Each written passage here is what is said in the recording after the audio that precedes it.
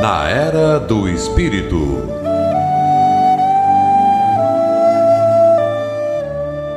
Bom dia, ouvintes da Rádio Guarujá AM 1420.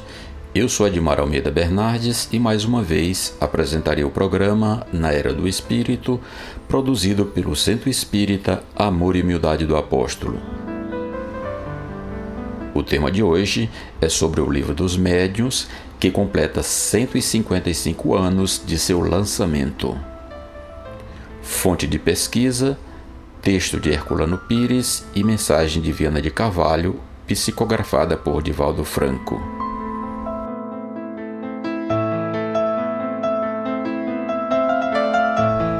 O Livro dos Médiuns é o segundo volume da codificação do Espiritismo, que saiu logo após a publicação de O Livro dos Espíritos, obra básica do Espiritismo, lançada em 1857 por Allan Kardec. Em 1858, foi lançado um livrinho intitulado Instruções Práticas sobre as Manifestações Espíritas. Era um ensaio para a elaboração de O Livro dos Médiuns, que foi editado em 1861. A finalidade de O Livro dos Médiuns é desenvolver a parte prática do Espiritismo, em sequência à exposição teórica do livro básico. Por isso, Kardec o considerou continuação de O Livro dos Espíritos. Allan Kardec declara que este livro também pertence aos Espíritos. Foram eles que o orientaram na sua elaboração, eles que o reviram e modificaram inteiramente para a segunda edição de 1862, que ficou sendo a definitiva. As teorias explicativas dos fenômenos formuladas por Kardec, com os dados de sua investigação e a contribuição dos espíritos, permanecem ainda como as mais viáveis. Um exemplo típico é a teoria das aparições, que se apresenta fundada em pesquisas, observações, deduções rigorosas e explicações dadas por numerosas entidades espirituais em ocasiões diversas, por meios diversos e com todas as provas de seriedade e coerência exigidas pelo método de Kardec. Dedicando grande parte à avaliação e às reflexões em torno das manifestações espíritas, classificou-as de físicas e inteligentes, detendo-se na sua imensa variedade, apresentando capítulos especiais referente a cada uma delas como nunca houvera feito. Preocupado com o charlatanismo e a mistificação, muito comuns entre as criaturas humanas, advertiu aos leitores para terem cuidado com os médiuns interesseiros e desonestos, abordando os temas da suspensão e perda da mediunidade que invariavelmente chocam os seus portadores e os seus acompanhantes. Por outro lado, analisou os perigos da prática mediúnica irresponsável, demonstrando que os períodos de curiosidade e de frivolidade estavam ultrapassados, havendo dado lugar à gravidade das revelações, confirmando a existência, a sobrevivência e a individualidade dos denominados mortos, que retornam ou permanecem em contínuas comunicações com os chamados vivos. Buscando libertar os curiosos do hábito de considerar os espíritos e os seus fenômenos como prodigiosos, esclareceu quais as perguntas que os primeiros se podem fazer, evitando que a irresponsabilidade e os interesses mesquinhos em atraindo seres equivalentes ensejem as mistificações e as perturbações a que dão lugar, quando não vigem a seriedade moral nem a elevação espiritual. Foi, no entanto, na análise em torno da saúde física, emocional e mental que aprofundou as investigações no extraordinário capítulo da obsessão, conhecida em todos os períodos da história da humanidade e confundida com a loucura e outros distúrbios de natureza psíquica e degenerativa.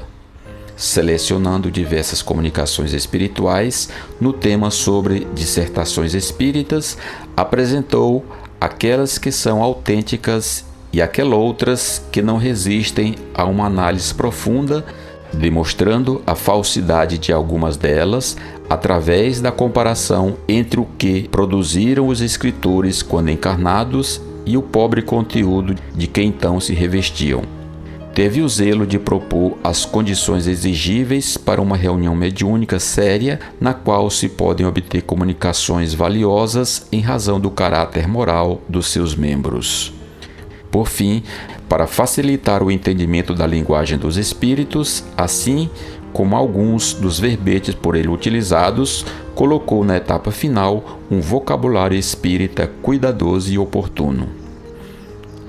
Em 32 capítulos enriquecido de sabedoria, o Livro dos Médiuns é o mais completo tratado de estudo sobre a paranormalidade humana jamais ultrapassado e tão atual hoje como naquele já distante e memorável dia 15 de janeiro de 1861, quando foi apresentado em Paris.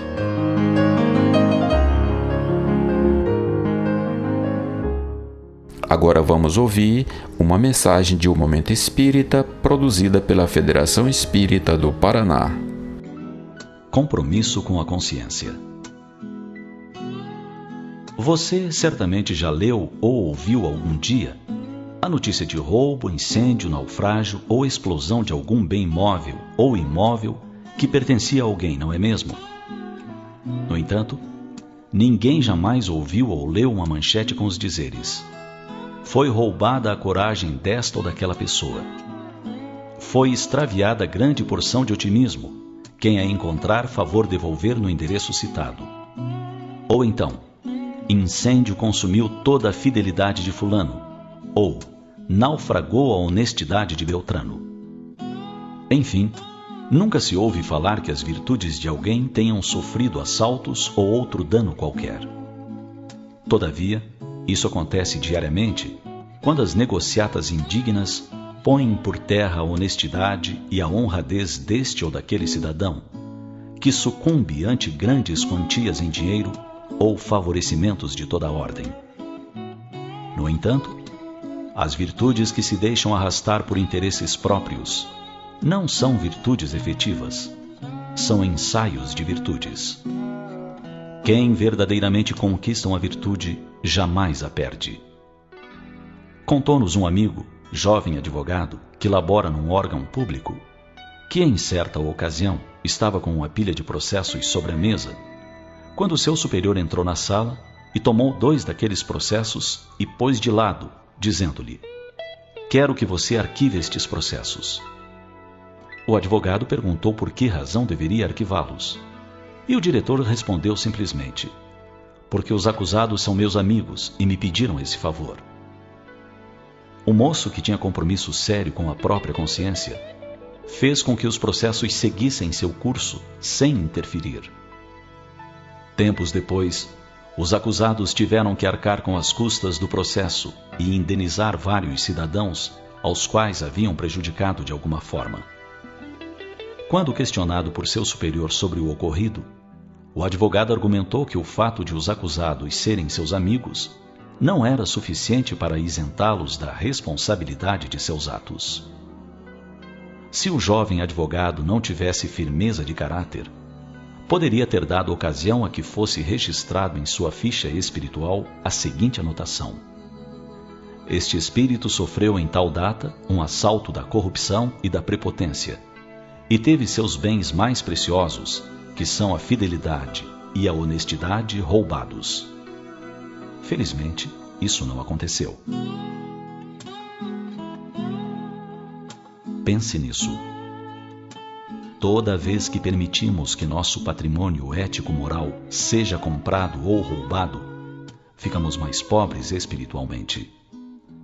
Quando aplaudimos a corrupção e a ganância dos outros, somos coniventes com essas misérias morais e empobrecemos. Pense nisso e considere que vale a pena preservar esse bem tão valioso que é o seu patrimônio moral. Este programa é de responsabilidade do Centro Espírita Amor e Humildade do Apóstolo. O nosso agradecimento a todos que nos ouviram, um ótimo fim de semana e até o próximo sábado. Na Era do Espírito.